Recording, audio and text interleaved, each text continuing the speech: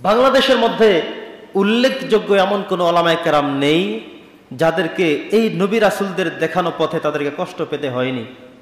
বন্ধুগণ আমার, চার খলিফা যারা রয়েছেন, চারজন ইমাম যারা রয়েছেন, এদের প্রত্যেকের জীবনের মধ্যে একই হিস্টোরি। চারজন খলিফার মধ্যে একই জীবনের হিস্টোরি। খলিফাদেরকে শাহাদাত বরণ করতে হয়েছে, আমাদের চারজন ইমামকে শাহাদাত বরণ করতে হয়েছে। ইমাম আবু হানিফা রাহিমাহুল্লাহ, তাকে জেলখানার মধ্যে অনেকদিন পর্যন্ত বন্দী রাখা হয়েছে। আমরা যে আবু হানিফার অনুসারী, আমরা যে হানাফি মাযহাব বলি, যার হাত ধরে হানাফি মাযহাব, এই হানাফি মাযহাবের যিনি মূল প্রবক্তা, মূল প্রণেতা ইমাম আবু হানিফা, তার নাম ছিল নু'মান বিন সাবিত। উনি শেষ জীবনের সবচেয়ে বড় একটি অংশ তিনি জেলের মধ্যে বন্দী ছিলেন। খলিফা মানসুর তাকে জেলের মধ্যে বন্দী করে রেখেছে। সর্বশেষ তাকে বিষ প্রয়োগের মাধ্যমে তাকে হত্যা করা হয়েছে। ঠিক ওনাদের ইতিহাসগুলো আনলে, সাহাবীদের ইতিহাসগুলো আনলে, খোলাফায়ে রাশিদিনদের জীবনীগুলো সামনে উপস্থাপন করলে দেখি যে আমাদের বর্তমানের বাংলাদেশের চিত্র ঠিক একই রকমের। আমাদের এমন কোনো আলেম ছিল না, এমন কোনো উল্লেখযোগ্য আলেম খুব কমই রয়েছে, দুই একজন ব্যতীত, যাদেরকে এই জেলখানার মধ্যে বন্দী হতে হয়নি, যাদেরকে রিমান্ড দেওয়া হয়নি, যাদেরকে আসামির কাঠগড়ায় দাঁড়াতে হয়নি, যাদের নামে মিথ্যা অভিযোগ তোলা হয়নি, এমন কোনো ওলামায়ে কেরাম খুব কমই রয়েছেন। যারা বাহিরে ছিলেন তারা একটা প্রকারের জেলের মধ্যে ছিলেন। সেটা কেমন? সত্য কথাগুলো বলতে পারেননি, স্পষ্ট কথাগুলো বলতে পারেননি। এমনও হয়েছে মাহফিল ডেট নেওয়া হয়েছে, তারিখ দেওয়া হয়েছে, মাহফিল বন্ধ করে দেওয়া হয়েছে, অনুমতি দেওয়া হয়নি। হয়েছে না এমন? কথা হয়েছে কিনা এমন? অতএব ইনশাআল্লাহ আমরা আশা করি এই 5 তারিখের গণ অভ্যুত্থানের মধ্য দিয়ে যে বিজয় আমরা অর্জন করেছি, ইনশাআল্লাহ এখন থেকে আমাদের এই তাফসীর মাহফিলের অনুমতি নেওয়ার জন্য থানায় থানায় নেতাদের পিছনে পিছনে পাশে পাশে ঘুরে ঘুরে অনুমতি নেওয়ার এখন আর প্রয়োজন ইনশাআল্লাহ হবে না। আল্লাহ তাআলা সেই ব্যবস্থা আমাদের করে দিয়েছেন, বলি আলহামদুলিল্লাহ। আল্লাহ তাআলা এতদিন আমাদেরকে পরীক্ষা করেছেন, পরীক্ষার উপরে পরীক্ষা করেছেন। আমরা প্রত্যেকেই যার যার জায়গা থেকে অনেক টেনশন করেছি, অনেক বেশি আশাহত ছিলাম, অনেক বেশি আবেগ আপ্লুত ছিলাম যে এত পরীক্ষা আল্লাহ তাআলা কেন নিচ্ছেন। দেখবেন একজন প্রসব বেদনা মায়ের কষ্ট দুঃখ যত তীব্রতর হবে, বুঝতে হবে সন্তান খুব রিসেন্টলি চলে আসবে।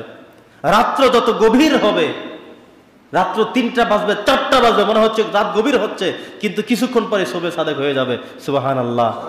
আমাদের বাংলাদেশের ইতিহাসটা ঠিক তেমনই হয়েছে।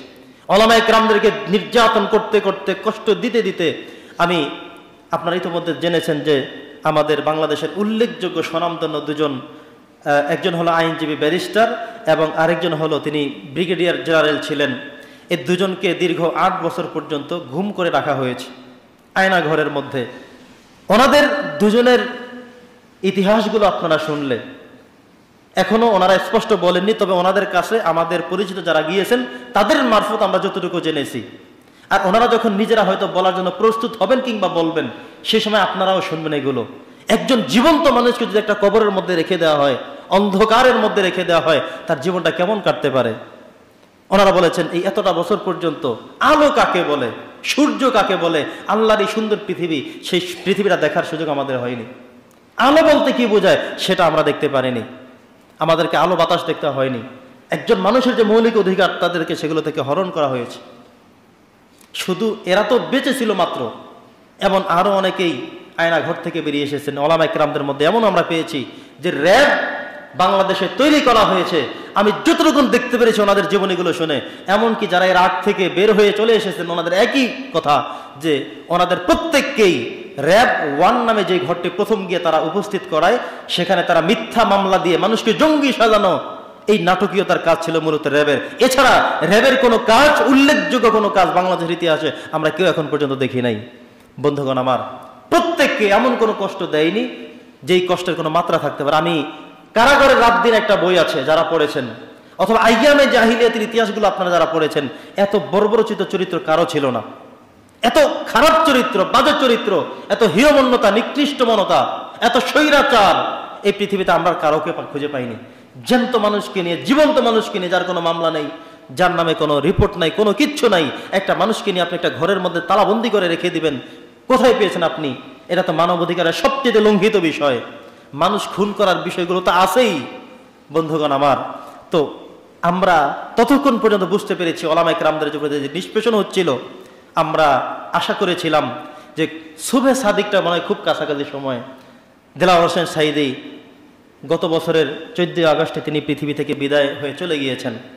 আপনারা দেখেছেন দেলাওয়ার হোসেন সাঈদীর ওয়াজ শুনে নাই এমন কোন মানুষ এই বাংলার জমিনে কম আছে। যারা শুনে নাই এমন হয়তো আপনি 5 জন মানুষকে খুঁজে পাবেন না পুরো বাংলাদেশের মধ্যে। ওনাকে বিশাল আসামি করে রাখা হয়েছে। এমনও ছিল ওনার ওয়াজ কারো মোবাইলে থাকলে সেও সবচেয়ে বড় অপরাধী থাকতো। ওনার ওয়াজগুলো মোবাইলে কেউ রাখতে পারতো না, কম্পিউটার রাখতে পারতো না। কম্পিউটার খোঁজ করে মোবাইল খুঁজে যদি দেলাওয়ার হোসেন সাঈদীর ওয়াজ পাওয়া যেত তাকেও বন্দী করা হতো। বলা হতো র্যাবরা গিয়ে কি বলতো যে ইসলামিক বই পাওয়া গেছে। আরে খোদা, ইসলামিক বই পাওয়া গেলে সেটাও কি অপরাধ হয়ে গেল? একজন বক্তার ওয়াজ মোবাইল আছে সেটাও কি অন্যায়? এটার মধ্যে কিন্তু আমাদের এতগুলো দিন পার করতে হয়েছে। আল্লাহ তাআলার কি পরিবর্তন! এই যে 15ই আগস্টের দিনে, যে সময়ে অগস্ট মাসের 1 তারিখ থেকে শুরু করে বঙ্গবন্ধুর ভাষণগুলো চলতো একাধারে, 15ই আগস্ট তার শাহাদাত বার্ষিকী পর্যন্ত চলতে থাকতো। কিন্তু এই বছরে কি হলো দেখতে পেয়েছেন আপনারা সবাই। আমি বোরহানুদ্দিন দিয়ে এসেছিলাম, আমি কাজিরহাট গিয়েছিলাম এই 15 তারিখে। ওই প্রান্তেও দেখেছি মাইকে দেলাওয়ার হোসেন সাঈদীর ওয়াজ বাজছে, এই প্রান্তেও দেলাওয়ার হোসেন সাঈদীর ওয়াজ বাজতেছিল। তো চিন্তা করলাম গত বছরে এমন সময়ে দেলাওয়ার হোসেন সাঈদীকে তারা পৃথিবী থেকে বিদায় জানিয়েছে, আর সময়ের ব্যবধানে আজকে এসে যেই মানুষটার বক্তব্য আপনারা 15 দিন পর্যন্ত শুনতেন, পুরো মাস ধরে শুনতেন, তার এখন মাইক বাজানো সম্পূর্ণ নিষিদ্ধ করে উল্টো যার প্রতি নিষেধ আপনারা করে রেখেছেন তার ওয়াজ এখন চলছে। শুধু দুঃখ হলো একটাই, আল্লামা দেলাওয়ার হোসেন সাঈদী এই চিত্রটা তিনি দেখে যেতে পারলেন না। এটাই শুধুমাত্র আমাদের দুঃখ।